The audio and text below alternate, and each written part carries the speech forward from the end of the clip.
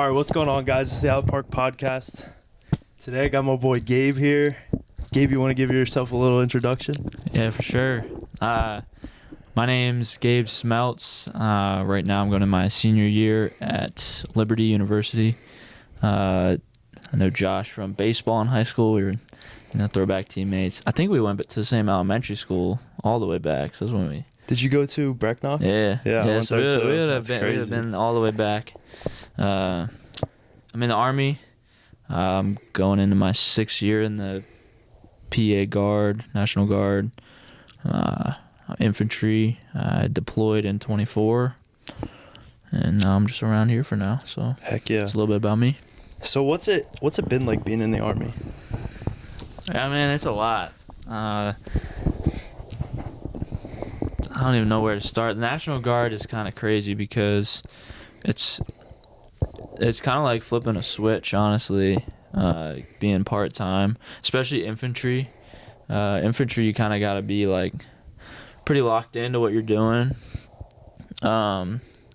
So, yeah, I don't know. Like, there's times in the Guard where I'll be active duty. It'll be like 2 or 3 weeks, a month. Or it'll be 3 months, and then I'm home. Deployment, and then I'm home. So it's kind of like flipping a switch on and off. But overall, I mean, it's great. I really enjoy it. I really like it. It's a great sense of brotherhood. The only times I've ever had brotherhood like that is, sports in high school. Mm-hmm. So it's great opportunity, and I love it. It keeps me, accountable, in shape. I can't get too fat if I'm out here being in the Army. But no, it's awesome. I really love it. Yeah, I mean, it definitely, like, because, like, my dad and brother were all in there, so, like, I know, like, the basics of everything.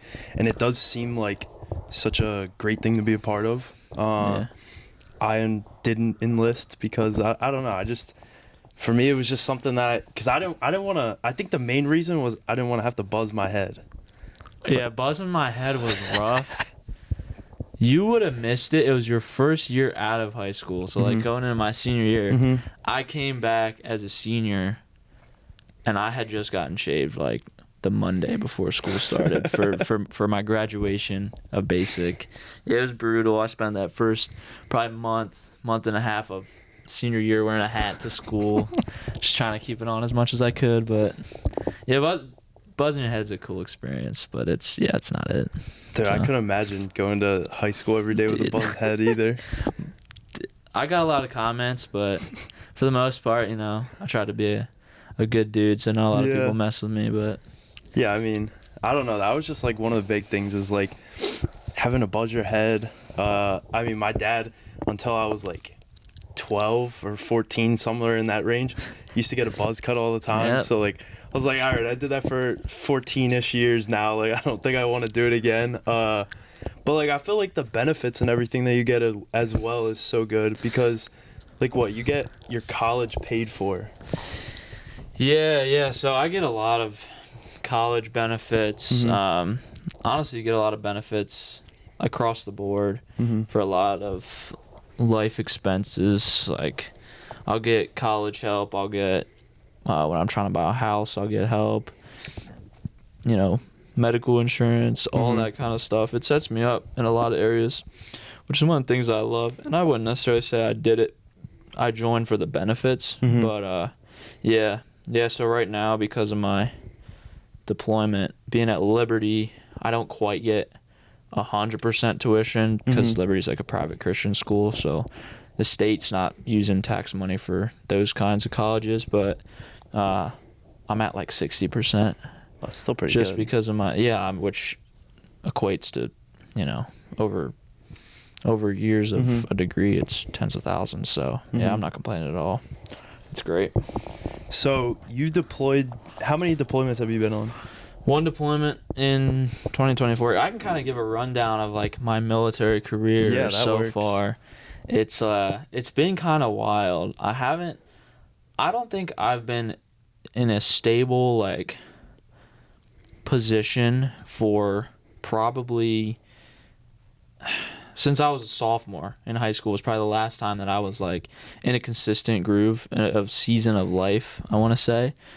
So junior year of high school would have been your senior year. Mm-hmm. That's when I first enlisted. Mm-hmm. I joined. Your brother actually was one of my main like recruiters, I feel bad so for I got to know him. But yeah, so finished my junior year of high school. Then I went to basic training. I left school, I want to say 2 or 3 days before school actually ended. Mm-hmm. I left and I went down to Fort Benning, Georgia, 3 months. So it was about third week of August, I want to say. Maybe the last week in August. But I remember I graduated basic Friday morning. On a Friday morning, I graduated. It was like 10 a.m.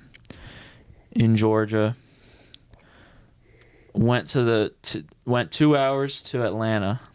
Got there. They're like, your flight's at 7 p.m. You'll get home at, I don't know, 9 or 10. Well, that night was our first like football game, Mm-hmm. like Garden Spot's first football game. I was on the team. I obviously hadn't been there for anything over the summer because I was in Georgia, but I was like, I'm trying to make it for the guys. So I went to the desk. I was like, yeah, you got to bump my flight up because there was another flight leaving at like 3, Mm-hmm. which would have meant I'm sitting in the airport for only a few hours, not all day.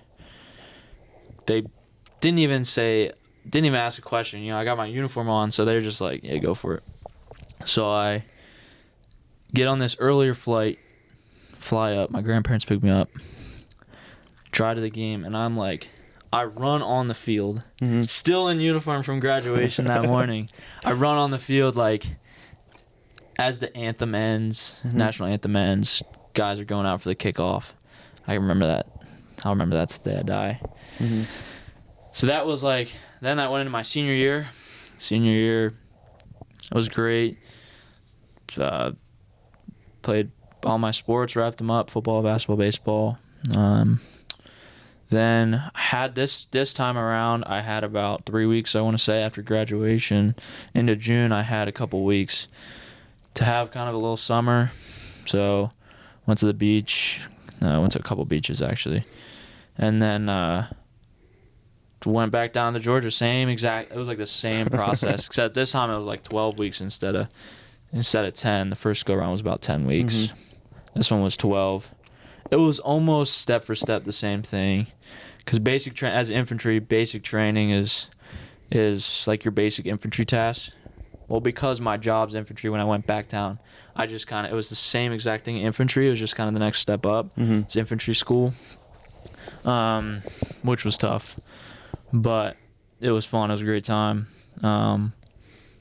Then graduated my infantry school in, I want to say, October. I came back. I worked November, December, Mm-hmm. 2 months at one job. And they told me about a week after I got home from training, yo, pack your bags. You're coming with us to Africa. So I had about a month to prep mentally.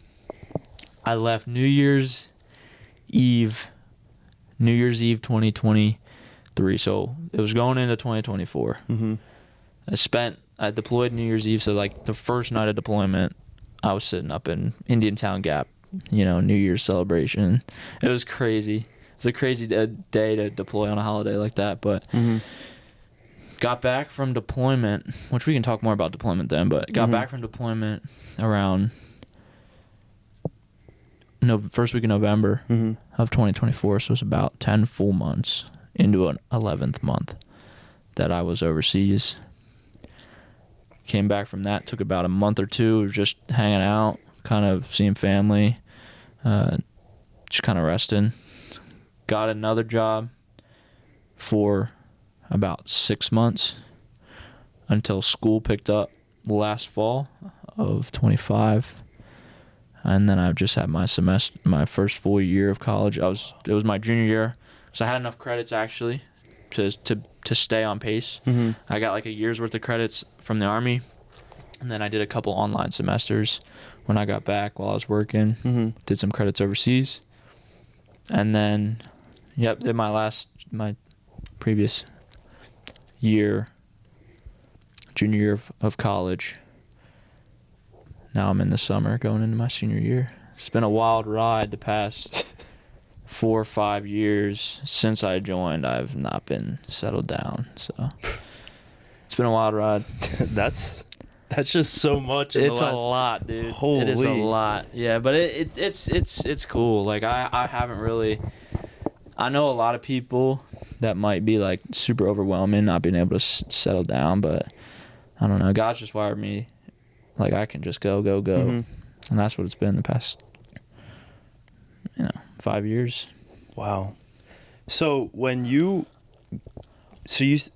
we'll take it back to where you went to your your senior year high school football game.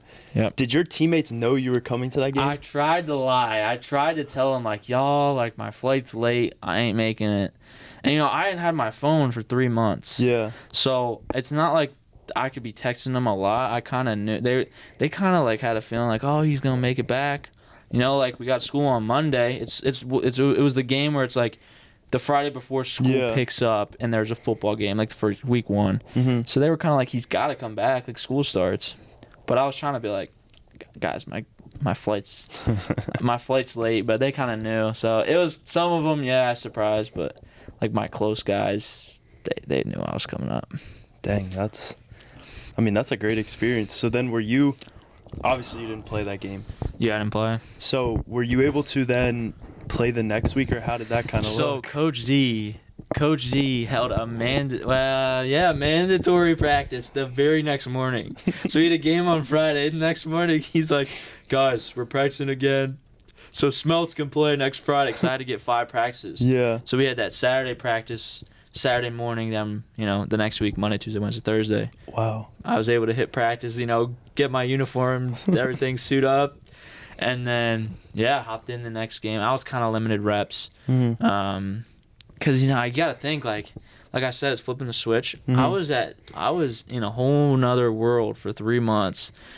And it's kind of crazy. Basic training does that to you. It's like life goes on pause. Mm-hmm. And you completely exit, like your mind kind of exits everything that you have back home for the most part. Like obviously you still have your family, you're still thinking about them, and you like want to go back to where you were. Mm-hmm. But so I had been like mentally just checked out of everything back here in Lancaster at Garden Spot because I was locked into my training. Mm-hmm. I was learning so much. If I had any of my mind, my heart outside of that, I would have failed, and I would have been depressed too because I was just sitting there, couldn't leave, couldn't do anything. Mm-hmm. So it took about a week of practice, got some limited reps coming back in the next week, but then for the rest of the season, it was a great season. Mm-hmm. Great season with the guys. We ended up having a winning record that year. Went to the playoffs, first time Garden Spot had been in the playoffs in a while. Wow. But we had a lot of like college level football players on that team in my class. Yeah. So we had a great year. So was it so from year to year, I would imagine you guys changed like your playbook and everything, correct? Or no? To some degree. Okay. To some degree, yes. The big thing for me, because we had the same offensive coordinator, same head coach. We had Z as head coach. Coach Hauer was our offensive coordinator. So it didn't change a ton. The big thing for me was I went to basic at I was weighing probably 230, 235. Yeah. A lot of fat. I was a big guy.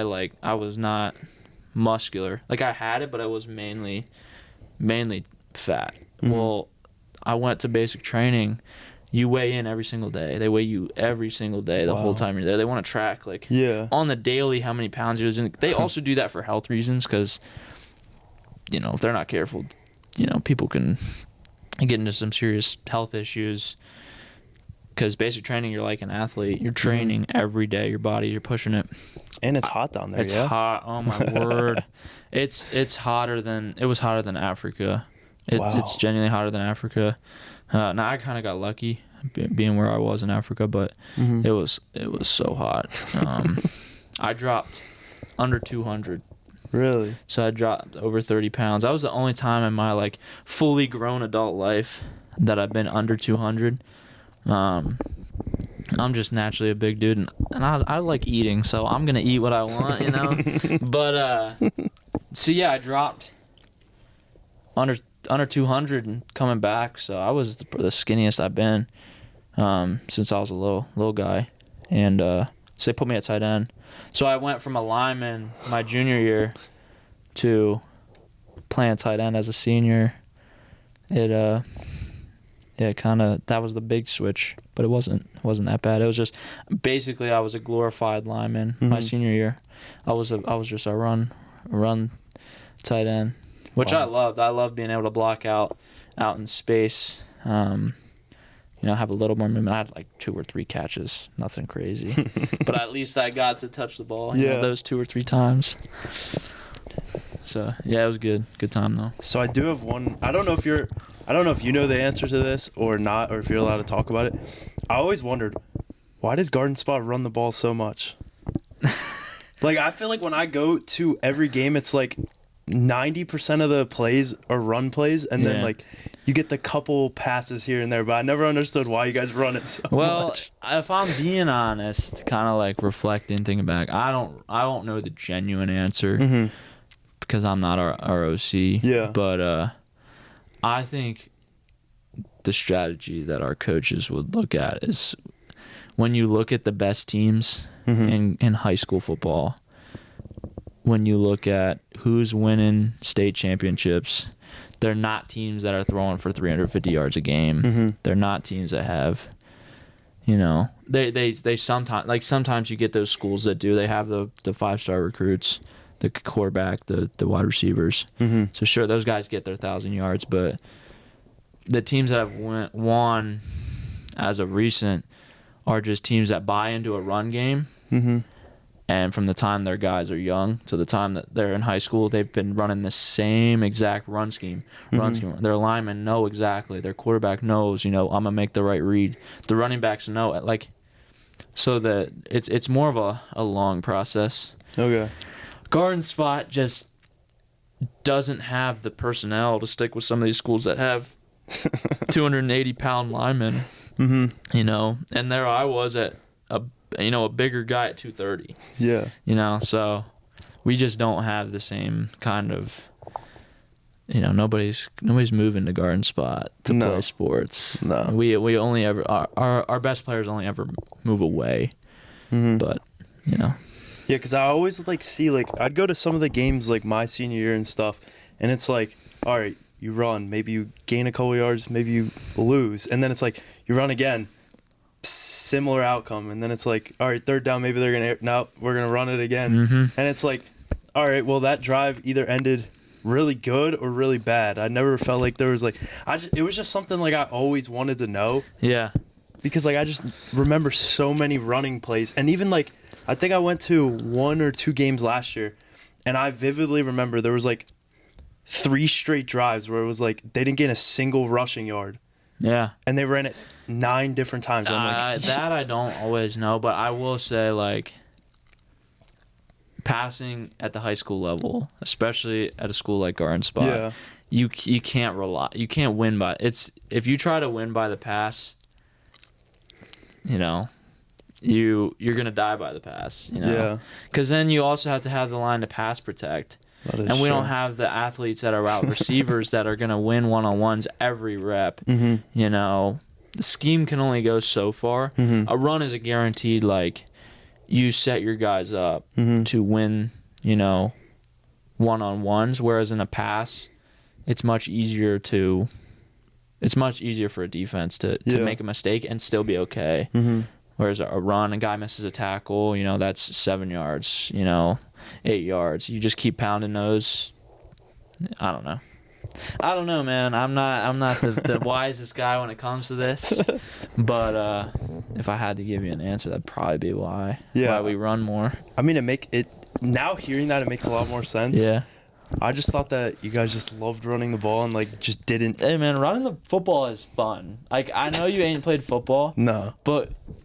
But being on a line, being a tight end, I'm sure my running backs would say the same thing.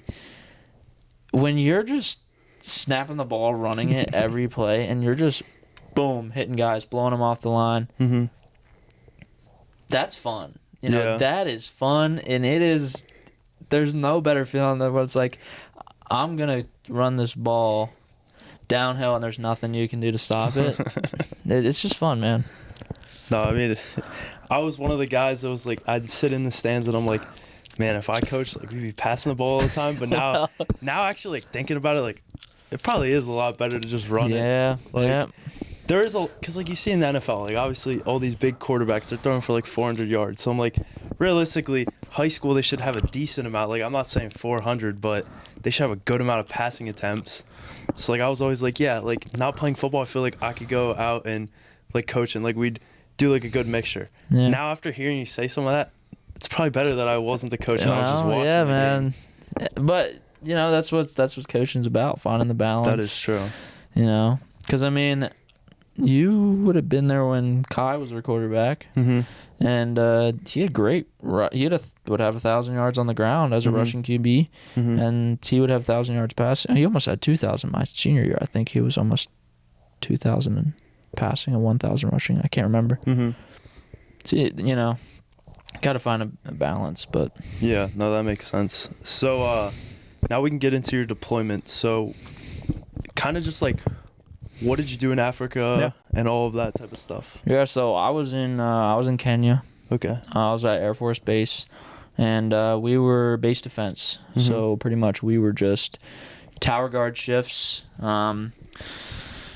Literally, if I could describe it, I would say we were sitting in lifeguard chairs, probably 10 feet up, 12 feet up, in design towers. It wasn't like we were just on a chair that's that high. Like you'd climb up a ladder, go sit in this tower, and we were just defending the base, making sure that if anybody tried to attack, they're getting hit by us.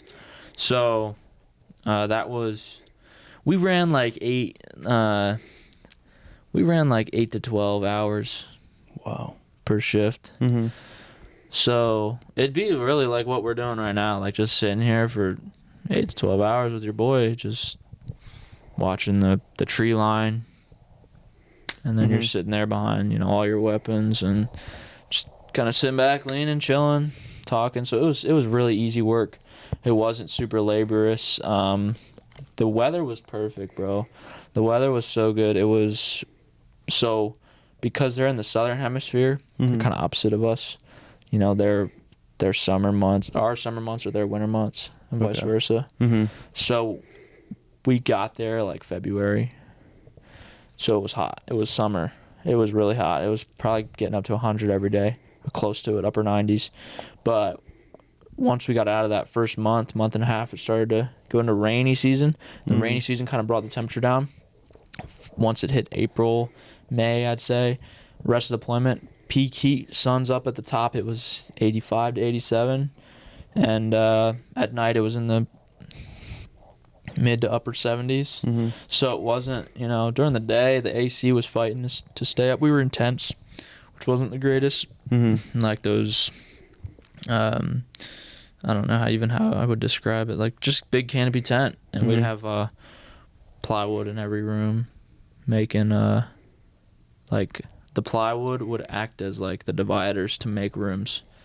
So like my door was a plywood door, and my walls were plywood, and then outside of the tent was a canopy. But at least I had my own like kind of room.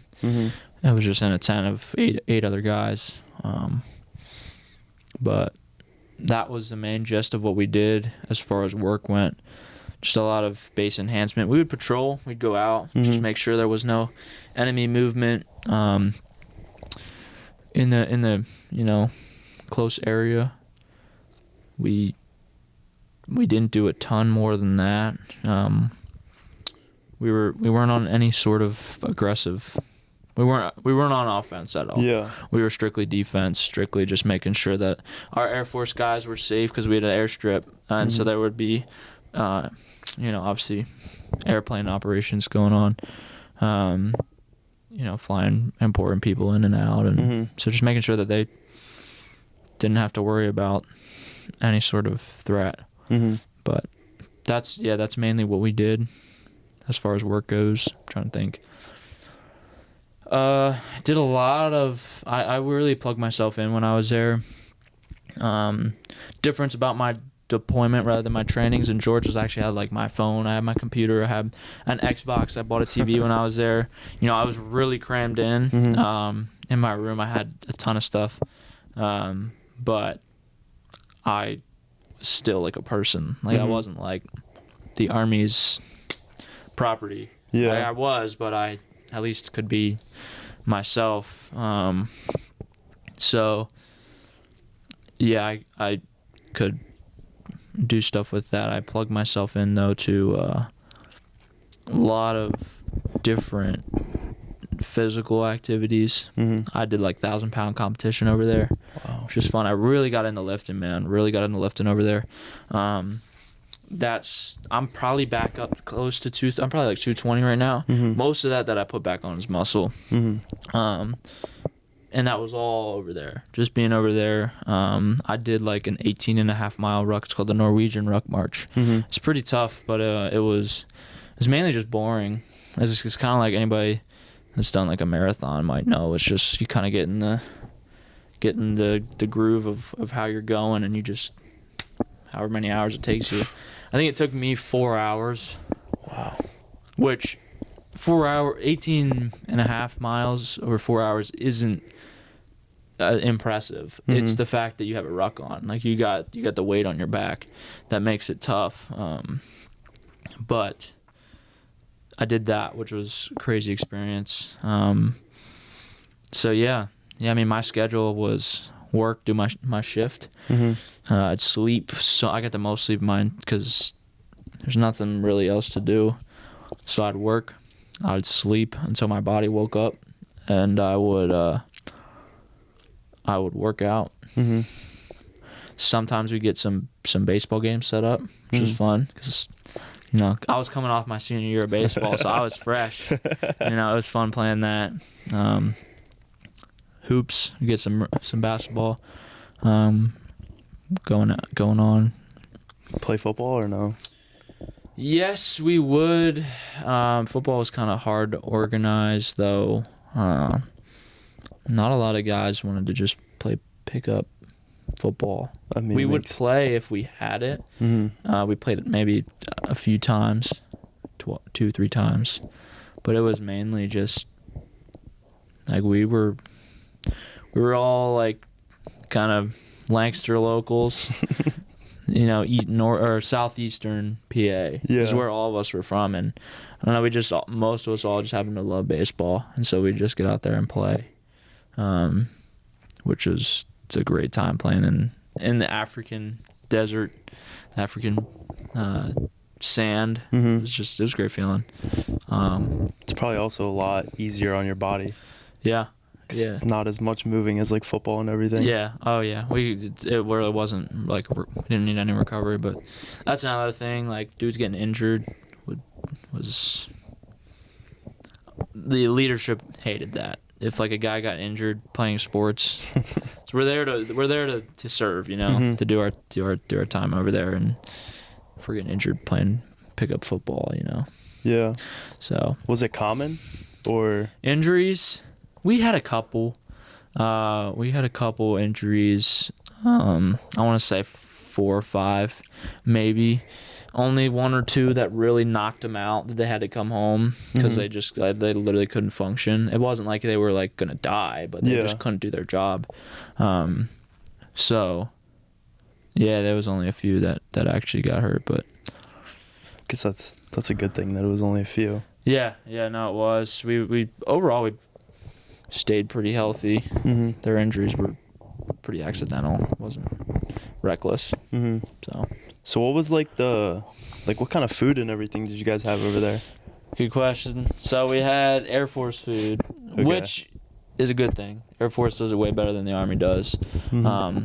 So we were eating good. Every meal was like buffet style. Okay. But it's just like whatever was out was out. So, but it was just take it however much you want. Breakfast was the same every morning. Well, virtually the same. Always some sort of egg, some sort of carb, pancake, French toast, something, waffles. berries, man, the fruit, oh my word, it was fresh, dude. Yeah. Like we had mangoes over there, like fresh mangoes off the trees. Oh my word, man, just so good. Every like lunch and dinner they'd have desserts. Mm-hmm. Every lunch and dinner there'd be like a freezer, 2 or 3 5-gallon tubs of Turkey Hill ice cream. Wow. Every meal. Wow. You just get as much as you want. I like the first night that I saw it, I was sitting there, I was like, we got Turkey Hill ice cream in Kenya, bro. Like, let's go. But no, I really didn't eat a lot of it because I was pretty locked in on my fitness stuff. Mm-hmm. Yeah, I put on a lot of muscle over there because I was 6 days a week, Mm-hmm. 2-3 hours. I don't have that kind of time now. Yeah. To do that the way I did over there. I can get lifts in, but I don't have 2 or 3 hours to really hit like every single muscle. Like when I was there, I was hitting like every day, whatever I was hitting, I would hit every sort of angle, every sort of muscle that I could. Wow. So I mean, like, obviously it's not like the most ideal situation because like you're out of the States, like you're away from all your family and everything that. But like it does give you a lot more like freedom. Like it's almost, I mean, obviously like how I'm thinking of it is like it's almost like college where like you have like your classes a couple times a day and then it's like you have a ton of free time to be able to like almost do what you need to do. Yeah, man. Oh, you're exactly right. It was literally college with a couple extra rules. Just a lot cooler than college. Yeah, it was dope. But it's like the only difference in college is like, we had rules as far as, we got to stay locked in on what we can't be getting Fs. Like in college, if you slack and you're having a good time, like you'll pay the price eventually, but it's not affecting anybody. Mm-hmm. Overseas, if you were slacking, you would hear about it, and it's people can die. Yeah. Like I'm not trying to be, but people can die if you don't take your job seriously. Yeah, it's a lot more serious. You're exactly right. It's like college. Yeah. Like genuinely. I hadn't had my college experience yet, but yeah, it's very similar. So like your shifts, did it like rotate between like during the day and the night, or like how did that? So the worst part about it was we would have every month it would switch. Oh. Which was terrible for sleep. Mm-hmm. I know I would get a lot of sleep, but the problem is, so because it's a whole 12-hour shift, whatever we were doing, it'd be like,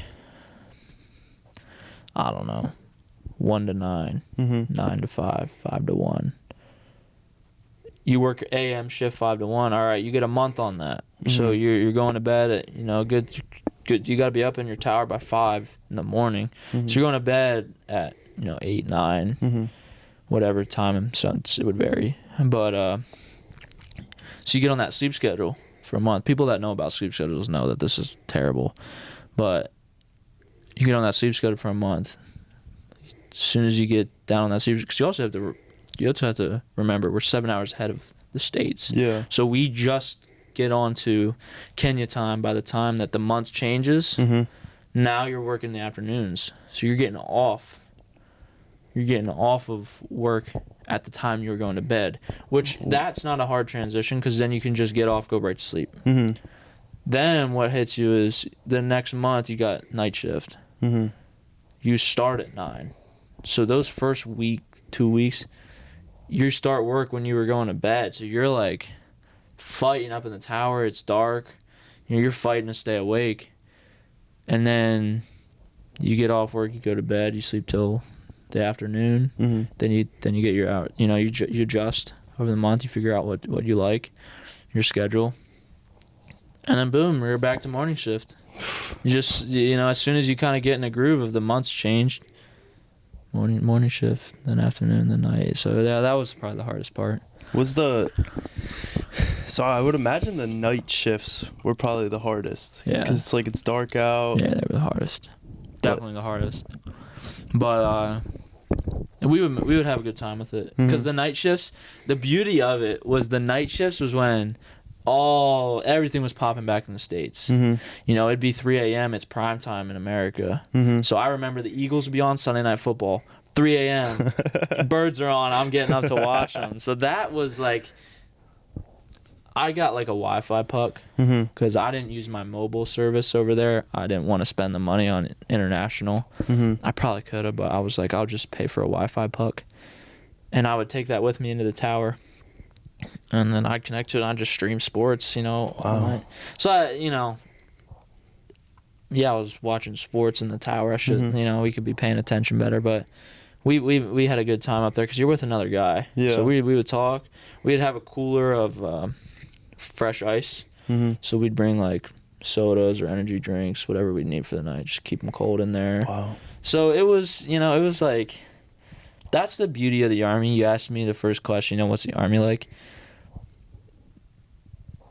Being in the stink, like just sitting in this just sucks, man. That's how you connect with guys, and that's really that's what it's all about. Like most everything in the Army, at least the infantry, is like, why are we doing this? Like, this doesn't make sense. Let's do it a different way. And it sucks, but you're sitting in it with another guy, you're sitting in it with your brothers, and you all just connect over that. And that's what creates so deep a brotherhood. I mean, at least you got to sit in the tower with someone. I couldn't imagine if you have to do that 8 to 12 hours by yourself. No, thank you. Then it's like you're probably fighting to fall asleep. You were fighting to fall asleep, especially the first few nights. Yeah. You were fighting to fall asleep with two guys there. You're both fighting. So we get a speaker. I bring my speaker, play music. Because the other thing is the Air Force, they're normal people. They're not really... They're service members, nothing against Air Force, but like they were on vacation. Like I swear they were on vacation. They would have a 5 to 9 the whole time. They had a 6 month. We were there for 9 to 10. So they would 5 to 9 weekends off. There was like a little like a tiki bar. They'd hit it every Friday night, Saturday night, and we're sitting there like 7 days a week doing shifts, and we ain't touching that thing.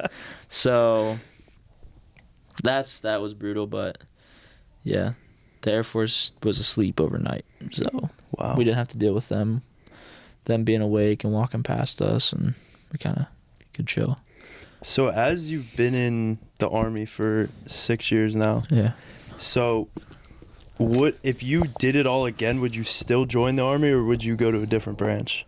No, I joined Army. Yeah? Yeah, Army was good. A lot of opportunity. You can go anywhere you want, do any kind of job you want. And the guys I met were just solid dudes. And the National Guard, I wouldn't do it any other way. The National Guard is, we're normal dudes. Yeah. I'm sitting here doing this with you. If I was active duty, man, I'd have to be on leave right now. I'd have to be,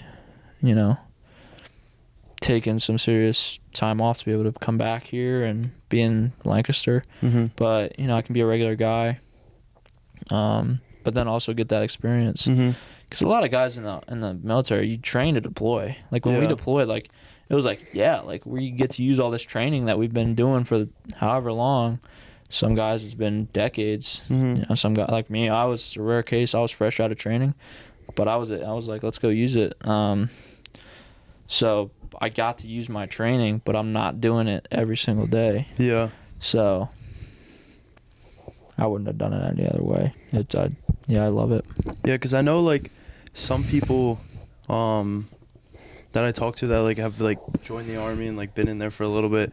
They're like, yeah, like maybe if I did it again, like I joined like the Air Force or something like that. So I just was like kind of curious because I know a lot of people are different on like what they like doing and stuff. And I mean, you've had a good amount of experience with 6 years, so I didn't know if you would ever have like thought about like, okay, maybe the 5 to 9 of the Air Force shifts would have been better than having to sit out there 7 days a week. Yeah, for sure. I think though, what I'd say is like I was talking about the stink.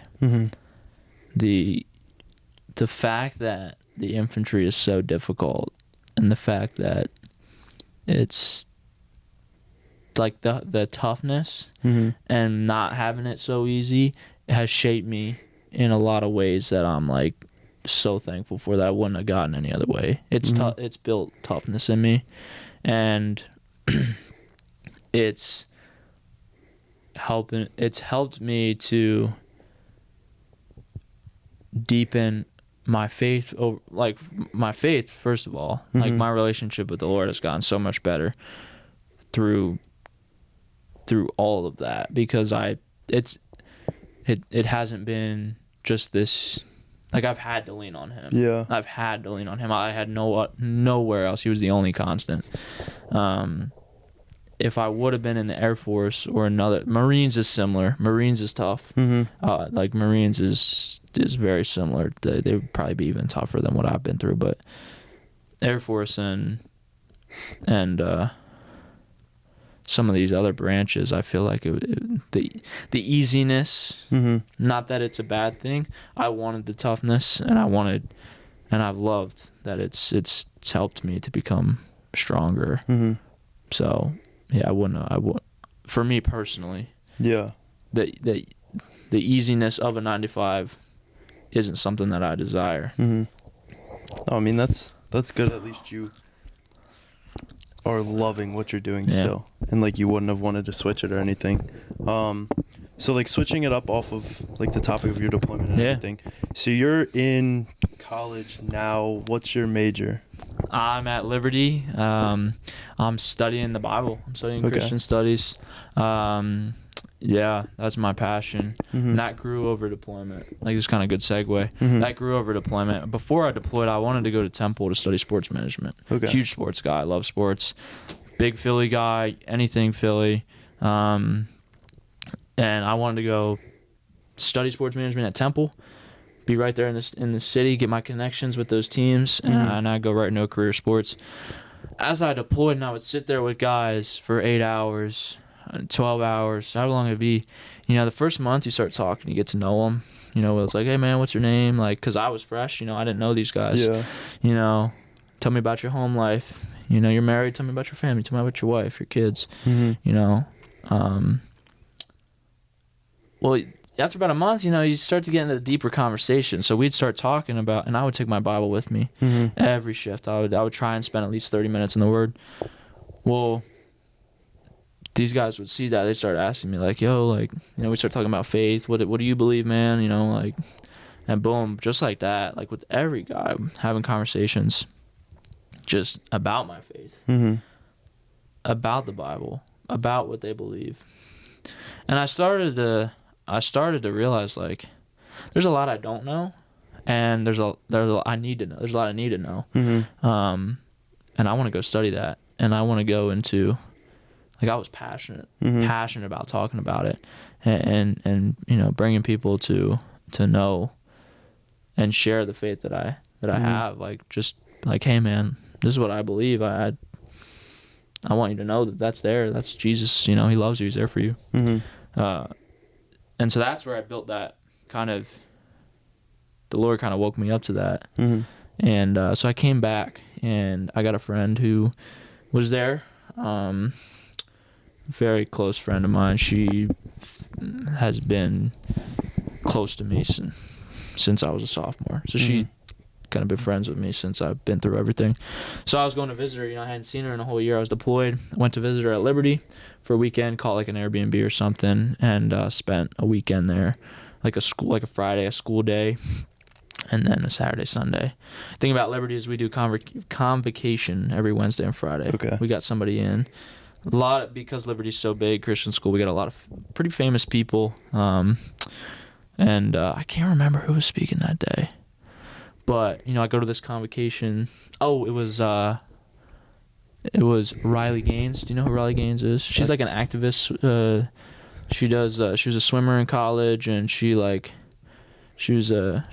to one of the transgender, like one of the first transgender like males that was swimming with the girls. So now she's like an activist speaking out for women in their sports. But I knew her because I kind of know politics a little bit into it, not crazy, but I recognized her. And so I was like, oh, like what, this big name person is here, and then worship, and I was like, I gotta come here. You know, this place is awesome. So yeah, I did my couple online semesters after that through Liberty, and then I went there this past year. So it's been great. Yeah, the Lord's worked in my life a lot through that. Yeah. And brought me to that point. So yeah. I think so. Whenever I heard I think in high school, whenever I heard stuff about Liberty, Yeah. I would always get it confused with just the location wise. Yeah. For some reason, I thought Liberty was in Philly. No. I was I think I was thinking of Temple. I was like, oh, Liberty's in Philly. It's close. I wish, man. I wish Liberty was in Philly. I wanted to drive 5 hours to school. And I don't know what got me thinking about that, but when I was going through all the colleges and stuff like that, I was like, Liberty, oh, that's in Philly. And then when I looked at it, I was like, it's not in Philly. Nah, it's nowhere it's Virginia, near Philly. Southern Virginia. I mean, it looks from seeing all the pictures and everything, it looks like a really nice campus. And wasn't there an NFL quarterback that went there? Yeah, Malik Willis went there. He went there recently. Yeah, I mean, he came to the NFL 2020s, I believe. 2020. I can't remember. It was something with Pop Douglas went there. Yeah. Patriots guy, Demario Douglas. We've had a couple pros come through Liberty. A couple guys in the G League right now. We're on our basketball team last year. So, yeah, there's some... Liberty's legit. He won. But, we're never going to compete with the Big Ten, SEC stuff. Yeah. But yeah, we're pretty big. Beautiful campus. Yeah, we're in the mountains. We're up in the mountains. So it's, the Virginia mountains are the Appalachian mountain range. I don't know what it's exactly called. But, yeah, it's a beautiful mountain range. Yeah, I love it there, man. It's a great area. Did you ever think about playing sports there, or was it just about education? Funny story. You might actually not know this about me. I would love to play sports there, but also with leaving for a year and doing my Army stuff, I was not in. I was in good shape, but I was out of the kind of sports mentality. Yeah. I could definitely try. I would love to be. On the team as a manager, but Liberty, I don't stand a chance. These are D1 athletes, I couldn't. Maybe a practice squad player. I mean, technically, if you're for in the football. practice squad, you're still on the team. Which leads me to my point. I am on the practice squad. Oh wow. Of our women's basketball team. So I practice with them a couple times a week. Yeah, I that's a lot of fun. Yeah. That's a lot of fun. Because it's zero responsibility. It's responsibility, but at the same time, it's no responsibility. I'm there to get scored on. I'm there to get boxed out and rebounded on. If I'm getting beat, that's good. That's the goal, is that I'm getting pushed around.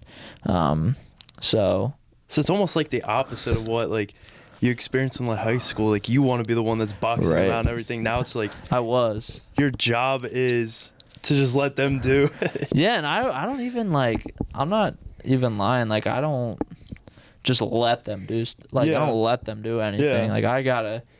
I gotta try. If I don't try, I'm getting beat, bro. So do you have to still? So with being on the practice squad, do you have to go through their normal practice, their conditioning and all that, or is it just you show up and go through all the drills? I literally will show up. I will sit on the bench, dude, it's cool because we're in this arena. We're in a D1 collegiate arena playing basketball. I'll just go there after class, whatever. I'm just sitting there on the bench where the girls would usually sit for a home game. That's where our practice squad bench is. It's all of us dudes are sitting there chilling. We'll literally be on our phones, playing Clash Royale, playing games, whatever. And then the coach would be like, hey, you need eight guys. Hop up, get whatever drill it is.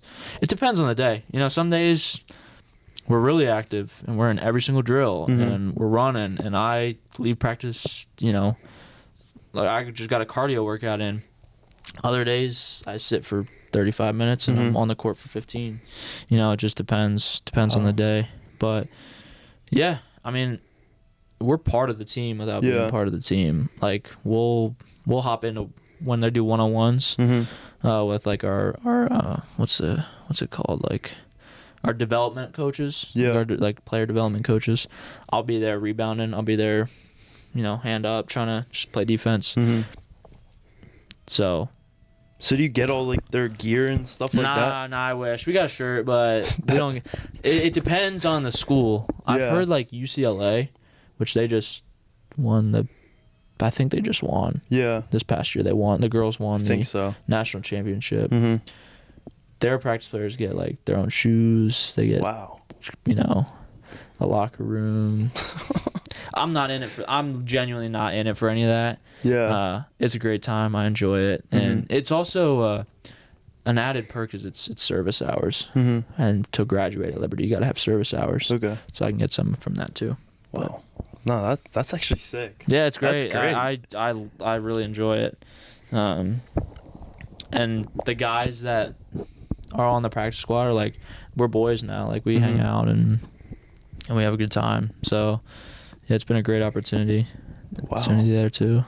That is pretty tough. Yeah, it's fun. Wow. I mean, you still get to play basketball at a competitive level. You just don't have to go out there all the time and you don't have to condition. You get to play without any of the stuff that you're like, oh, this stinks. Yeah. Like you still get to have a good time. You realistically could say you're a D1 athlete technically. I'm using my my eligibility for this. I don't know why it takes eligibility, but it takes eligibility. Takes our NCAA eligibility. What? But dude, if I'm not using it for anything else, why not? I mean, yeah, that's true. Because then I also get to pick my classes first with the NCAA athletes. Which got to think at a school of however many thousand. Yeah. Classes fill up quick. Yeah. But I'm picking day one. I'll spend my eligibility to pick day one. That's worth it. How many guys are on the practice squad? Honestly, a lot. But we don't show up every day. Okay. Like they need like 10 to 12. There might be like almost 25, 30. Oh, so you guys pretty much almost have your own like squad yourselves. Oh yeah. But like some guys show up once every 2 weeks. Some guys are there 4 times a week. Like it really varies. So there's a lot of us. Yeah. But we're not showing up every day. It's genuinely it's service hours. I mean, that's true. It's like it's a fun activity that like you get the perks for, but like you also don't have to do it every single day. Wow. And it makes the games more interesting. Like knowing the girls and practicing against them. Then when we like people don't usually go to girls basketball games, but I'll go and I'll watch them play and I'll be like, dude, I played as that girl in practice. You know what you're doing, like we're like friends. Yeah. I'd say I'm friends with the girls on the team. And it's fun. But yeah, we went to an away game. JMU is like right up the street, an hour and a half. But for colleges, it's right up the street. Yeah. We went to one of their away games at JMU, which was fun. But wow, I did not know it took eligibility away. Yeah, I didn't either. That's crazy. I didn't either. Genuinely, when I joined, I didn't know. But I don't care. Yeah. I'm not going to use it any other way. And I'm only there for 2 years. That is true. So realistically, you would have... well, now with the new rules, so you would technically be using 2 years on the practice squad, and now with the new rule that they just signed in, you could technically go somewhere else for 3 years and play a sport. If I just grind the next year and decide I'm going to be a collegiate football player, I could go use more eligibility somewhere, I guess. Yeah. Sweet. Yeah, I mean, see, you're lucky that you get that extra year. You don't get it? Nah, so the new bill that just got signed, so I'd heard about it in January. It was something that Trump had put in as like an executive order, and it was like, so instead of having like all these like red shirt and like all the medical stuff. Right, then you get guys who have been in for 9 years. Yeah, and he's trying to limit that. So you get 5 years to play 5 years. So it just got signed and passed by D1. But because I just graduated, I see. We don't get grandfathered in. So all the classes after us, they could play for 5 years. Whereas I only got 4. Get it, right? No, you get it. It's my class is the first year that is eligible for it. Yeah. Oh, okay. Because once you hit 18, or wait, is it 19? I think it's once you hit 19, your clock starts. Yeah, so I'm 21. I guess technically, I'd have 3 years. Yeah, because you would have your 5. Or I think it's whenever. No, but see, I didn't start. I only started my first year in college. I was 21 as a junior. Okay. I don't know the specifics. I think it might be whenever you start. I don't know if it's 19 or it's when you start college. I think it's 19 and then you get the 5 years. Like so it's if your first, like if my first year of playing college, like since technically I used my eligibility first year at 21, I could play till I was 26. See, I don't know about that. That's only 5 years. It's not like I'm playing for that is 9 true, years as a 26-year-old. But I don't know. It might have been either your clock starts when you start college or it starts at 19, trying to limit all of the guys. All these unks. Yeah. Like the Lycoming College, they have a guy that's like 50-some. He came back to play? Yeah, he came back to play. So actually, football. Yeah, I saw that. Yeah. That's crazy. I've been texting him like we've been discussing him coming on the podcast and everything. But like when I heard about the new rule, I was like, so like I wonder what happens to him because he's past that 5 years. But from my understanding is since he's already in there, he still can play I think he still gets his 4 to 5 years. So he didn't play when he was actually a college age kid. No, he went straight to work. Yeah. He went to work and then I mean, I don't know why he decided to go back, but he decided to go back after however many years of being out there. 50 years old playing college football. I mean, dude, that's tough. That's impressive. I've seen him like pull fire trucks and all that. I'm like, so you're jacked. Oh yeah. So I don't think he actually. I think I was talking to one of my friends that goes to Lycoming, and he was telling me like I don't think he actually like has gotten into as many games because when I'm thinking about it, I'm like, okay, this man's pulling a fire truck like. He's got to be out there hitting all these guys. Yeah. But from what I understand is he didn't play as much no as way I he's thought. Fast enough to keep up with him. I mean, yeah, but like 50? Still, he's got to be pretty jacked on all this.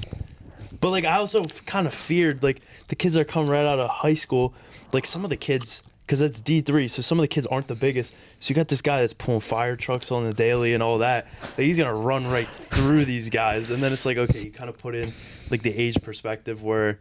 Like some of these kids are probably a lot faster, so it's like it kind of balances out. At some point, it's college football. That is true. It's nearly the highest level. Mm-hmm. So you got to be. It's not like high school where you just got a kid who's signed up to play. He plays, he gets in, and he gets killed. Yeah. Like if you're on a college football roster, even the bottom of the barrel guys are legit athletes. Oh yeah. Yeah, you're right. I mean, that's crazy though. I feel you. So is there anything else that you wanted to get into before my final question?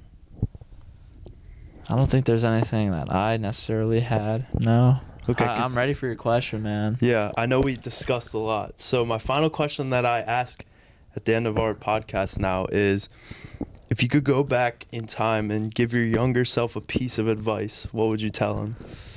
Piece of advice, younger self.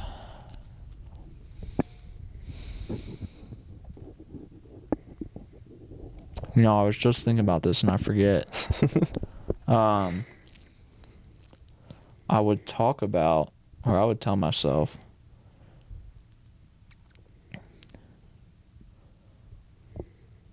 I remember what I was going to say. I would tell myself to battles that I lose, typically in my life, battles that I lose, sins that I commit, aren't usually battles that I lose at the front line. Let me explain. If I get up to the front line of a decision that's not good, let's say drinking, for example. Yeah.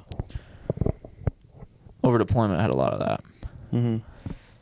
I don't lose the battle when I'm grabbing, the next can That's not when I'm losing. Mm-hmm. I lost before I even got there, and I decided I'm gonna have some tonight. Like I don't really set up clear boundaries for myself. Yeah. That's where I lost. So I would tell myself, advice: you're weaker than you think you are. Mm-hmm. Don't set yourself up to have to say no on the front line. Mm-hmm. Say no before you get there, Mm-hmm. and don't even put yourself in that position Mm-hmm. to fail. And that goes for any sort of thing in life that you might be struggling with, or is kicking your butt. Setting yourself up to succeed, Mm-hmm. and not even putting yourself in situations where you might fail. Mm-hmm. That's where you win. That's how you're a winner. Wow. That might have been the most powerful answer I've had yet. Wow. Yeah, I mean, I was thinking about it. Yeah. And I've thought about that in my life, reflecting. Wow. No, that's like super powerful. like obviously, like I've done so many podcasts, so like you hear different answers, and like you can kind of like see like almost like a trend, like it's like different things that kind of connect to each other. Yeah. And like this connects to some of them, but that was just so much more like powerful than I've ever had. Like I've never actually thought about that before. Like you had me thinking while you're talking about it, I'm like, dude, like this is some like mind games that he's playing around. Like that's I've never thought about certain like things in that perspective. Yeah. Like you really are losing when you think about it straight up. Yeah. Wow. And I say I only have that wisdom, that knowledge because of the amount of times I've screwed up. Yeah. In and it's not just one area. It's any area. It's I would tell anybody that if they're looking for advice, or they're like, hey, this thing, it keeps knocking me down. Like I'm trying to be better with it, but I just can't. Like I see it. I seem to keep losing. Mm-hmm. Okay, well, where can you stop yourself to not even get to the point where it has the opportunity to beat you? Yeah. It's great, man. It's great. Dang. Place. Holy crap. Wow. That's just like, that was just so shocking. I just was not expecting that. That was like some deep stuff that you just combined into an answer. And Hey, like, man. Wow. That's a great piece of advice. Yeah. I mean, that's just, like I said, come through experience and studying, man. Study the Bible. Yeah, I agree. So do you have any questions for me? Questions for you.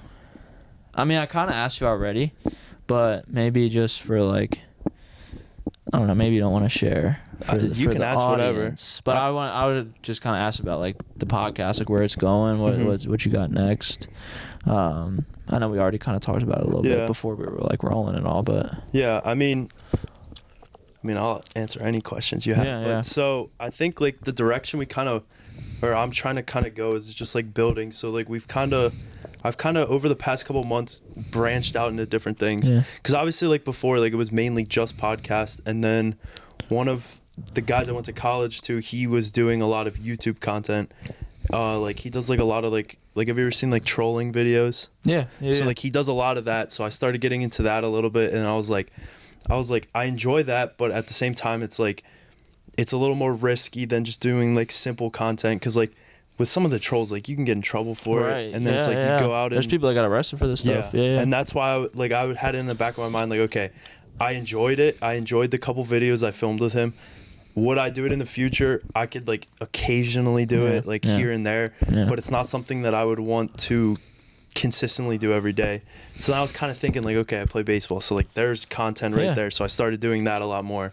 Then like I go to the gym, so then I started doing gym, and then I had some people talk about like they were like I would have phone calls with people that would be like, okay, so like I'm trying to start content, like how do I start all that? So then we kind of built almost like a team. So like I have one of my old teammates, one of the guys that went to high school with us, and then then we have two girls that also do gym content, and they kind of one was through one of the other guys that does the gym stuff, and then one was just through social media. Like I saw her stuff and I was like, hey, like I like the type of gym content that you're doing. Like, would you want to do it? And then we also spread into like faith content. So like obviously like my team, like they do a lot of like Bible studies. So it used to be like they'd pick a day, and it's like we have like a whole group chat, and like guys would get together, have a Bible study for like an hour or two. Yeah. That started being a lot of Sunday nights, and just like mainly like I would say like the leader almost of it all. He was one of my better friends on the team, and I was like, hey, like I'd love to have you, because I had him on the podcast, and like it was a great podcast. Like we talked everything, and I was like, I genuinely think like you would be good doing content and stuff like that. Right. And like if you ever want to like kind of help with like doing any sort of like faith content or like anything you want to do, like just let me know. And so we did have a talk about that, and he was like, yeah, like I'd be down to make a couple videos, do some faith. So we were like during the college season, we have where he'll do like a verse of the week, and then he'll do another video where it's the prayer of the week. Okay. So like obviously schedules get a little more busier when you're not in college, and we kind of just limit it down to one video, so then he can enjoy his life and also do this.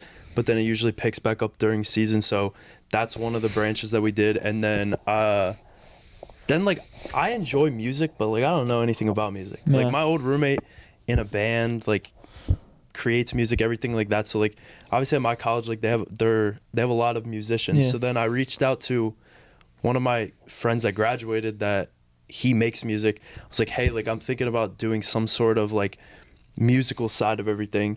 He was like, yeah, like I want to make content, but like I just don't have the time. But my producer, I can talk to him and see if he would do it. So now I brought him on, and he does like musical content every week too. So it's like we're kind of building that way, where we're taking a lot of different things and making it into one. And like just like growing from there. Like I've seen like we have a lot of progress. Like I enjoy seeing what everyone's making, and it's like we're not making a lot of money off of it. So like we're kind of just doing it just to put stuff out there. But like as for like the vision, like just trying to grow every day. I mean, obviously we had talked about like some of the bigger guests that like I'm starting to get on. I like kind of post about that sometimes, but like that specific guest I want to keep like a little bit like 100%. Yeah, like I don't want to put it out there right now, but like like there's been a lot of guests that I have planned for the future that I'm still trying to like set up with. And it's just been fun. It's something I never thought I'd be doing. Like I'd never thought it would have taken me to LA or Arizona, or in a couple of weeks we're going down to like the Miami area to film content. So it's like we're really starting to grow, and like I'm starting to meet people that I never would have imagined. Connections, man, that's huge. Yeah, no, that's one thing I have like realized is like I actually have good amount of connections. Yeah, bro. Like one of the girls we had on the podcast, she knows so many people. Like she's been to it wasn't the best story, but like she did like some sort of like modeling thing, and like Antonio Brown was there.